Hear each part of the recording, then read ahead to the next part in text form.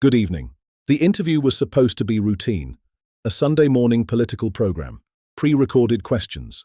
Carefully managed answers. The kind of appearance that cabinet ministers do every week without incident. Nobody expected what happened next. The Energy Secretary sat down at 9:47 a.m. Studio lights adjusted, microphone checked. The presenter shuffled her notes, standard questions about net zero targets, energy bills, winter fuel payments. Nothing controversial. Nothing that hadn't been asked 100 times before. The interview began normally. Question 1, energy prices. The minister delivered the prepared line, investment in renewables, long-term planning, protecting consumers. Question 2, winter fuel payment cuts. Another prepared answer. Difficult decisions, fiscal responsibility, targeted support for those who need it most. Then question 3. Secretary of State. There are reports that the Prime Minister overruled Cabinet on the timeline for phasing out North Sea oil licenses. Can you confirm that? The Minister paused. Not long. 2 seconds. Maybe 3. But on live television, 3 seconds is an eternity. The presenter waited. The Minister looked directly at the camera and said 4 words that detonated Downing Street. Yes, and I opposed it. In Westminster, phones started ringing before the interview even finished. The Prime Minister's Director of Communications was watching from her kitchen. She dropped her coffee. Called Starmer's Chief of Staff. He was already calling the Energy Secretary's office. Nobody answered, because the Energy Secretary was still on air, still talking. The Prime Minister made a decision, the Minister said, voice steady, that I believe, that several of us believe, is economically reckless and environmentally dishonest. We were not consulted, we were informed. The presenter leaned forward. This was no longer a routine interview. This was a resignation happening in real time, except the minister hadn't resigned. Are you saying the Prime Minister acted without cabinet approval? I'm saying the Prime Minister acted without cabinet discussion.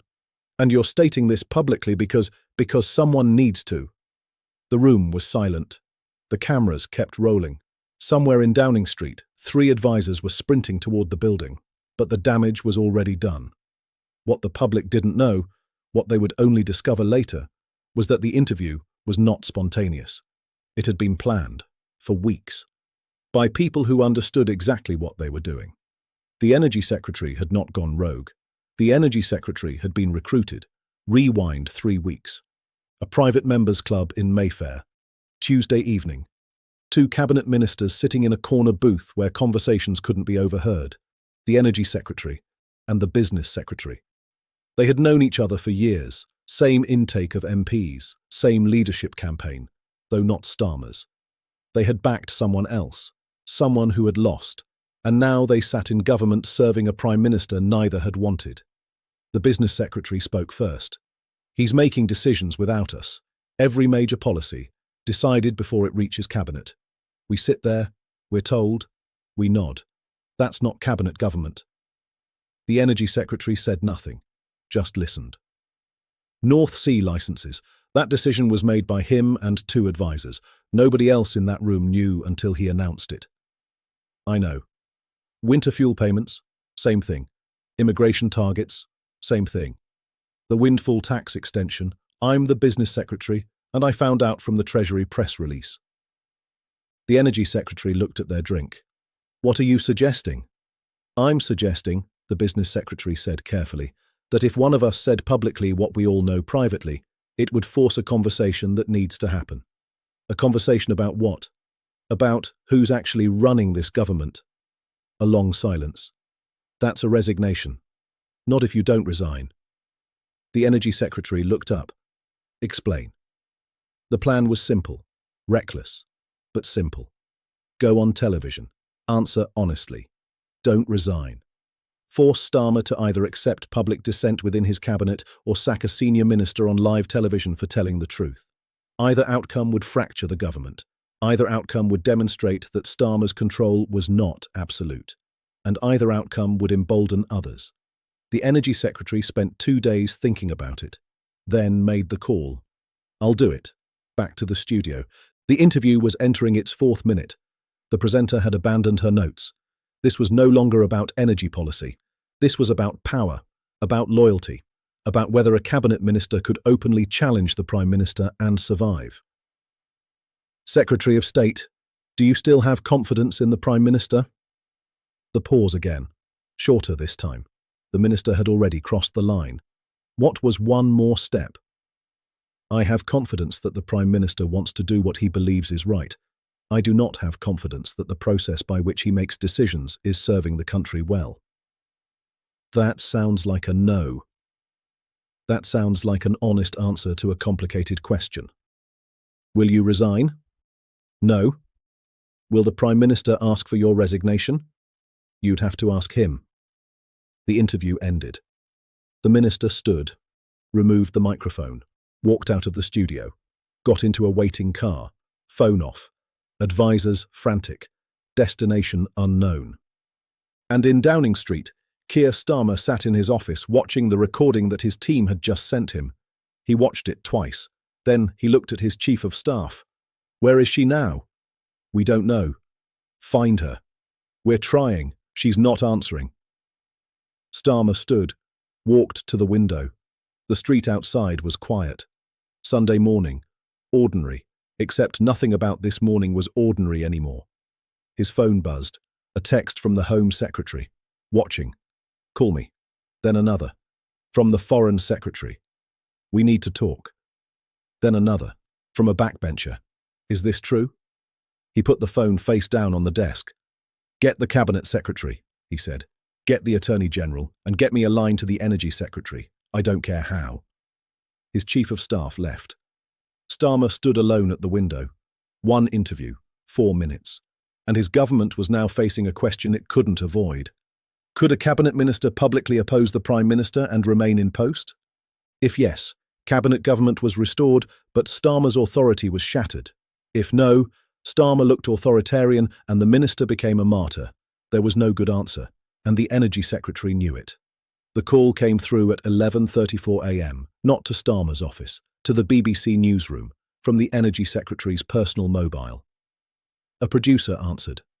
I'd like to make a statement, the Energy Secretary said. The producer scrambled, found a camera, a microphone, a quiet room. The Energy Secretary sat down, looked at the camera, and delivered a 3-minute statement that had clearly been prepared in advance. I remain a member of this government. I remain committed to its objectives, but I cannot remain silent when I believe the Prime Minister is making decisions that harm those objectives. Today, I spoke honestly about a process that I believe is failing. I do not regret that honesty. I will not apologise for it. And I will not resign. A pause. If the Prime Minister believes that honesty is incompatible with cabinet membership, that is his decision to make. But it will be his decision, not mine. The statement ended. The Energy Secretary stood, left the room, phone off again, and across Westminster, every political editor understood what had just happened. The Energy Secretary had dared Starmer to sack them, on a Sunday, on camera, with the whole country watching. The emergency cabinet meeting was called for Monday morning, 8 a.m. Earlier than usual. Attendance mandatory. Every minister arrived within minutes of each other. No press statements, no interviews. Straight into the building, straight into the cabinet room. Starmer was already there, sitting at the head of the table, expression unreadable. The Energy Secretary arrived last, walked in, took their seat, said nothing. The room was silent. Starmer looked around the table, at faces he had appointed, at people who owed their positions to him, at a cabinet that was supposed to be united, disciplined, on message. He spoke quietly. Yesterday, one of our colleagues gave an interview. In that interview, serious allegations were made about the decision-making processes of this government. I want to be clear. Those allegations are false. Cabinet is consulted, Cabinet is involved, and Cabinet is expected to maintain collective responsibility. He paused. Collective responsibility means that once a decision is made, we speak with one voice. Not my voice, our voice. That is how cabinet government works. That is how this government will continue to work. He looked directly at the Energy Secretary.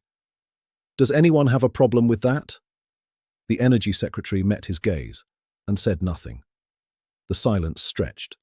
Then the Business Secretary spoke. Prime Minister, with respect, collective responsibility requires collective decision-making. If decisions are made before Cabinet meets, then what are we taking collective responsibility for? Starmer's expression didn't change. All major decisions are discussed in Cabinet. Discussed or announced? Another silence. The Foreign Secretary cleared their throat. I think what colleagues are saying is that the process could be more consultative. That's not a criticism. It's an observation. Starmer looked at them. An observation based on what? Based on the fact that 3 ministers are now saying the same thing. 4 ministers. Because at that moment, the Transport Secretary leaned forward. I agree with the Foreign Secretary. The room shifted. Not dramatically, not obviously, but everyone felt it. This was no longer one rogue minister. This was a group. Starmer sat very still. His chief of staff, watching from the side of the room, understood immediately what was happening. This wasn't about North Sea licenses. This was about power. About whether Starmer's cabinet would accept decisions handed down or demand a seat at the table where those decisions were made. If he sacked the Energy Secretary now, he risked 4 resignations. If he didn't, he accepted that his authority was no longer absolute. He had to choose. The room waited. What happened next depends on who you ask. The official minutes record that the Prime Minister reaffirmed the government's commitment to consultative decision-making processes, and that all ministers expressed confidence in the collective approach. 3 ministers who were present tell a different story. They say Starmer looked at the Energy Secretary and said one sentence, "If you ever do that again, you're gone." And the Energy Secretary looked back and said one word. Understood. Not an apology, not submission, just acknowledgement. The meeting ended. Ministers left. The Energy Secretary remained in post, and Westminster understood that something fundamental had changed. Starmer's cabinet was no longer silent. The interview played on every news programme for 3 days. Political analysts called it a turning point. Opposition MPs called it chaos. The public called it refreshing. Because for the first time in months, someone in government had said what they actually thought, and they had survived. The Business Secretary sent a private text to the Energy Secretary that evening. Well done. The Energy Secretary didn't reply. Didn't need to. The plan had worked.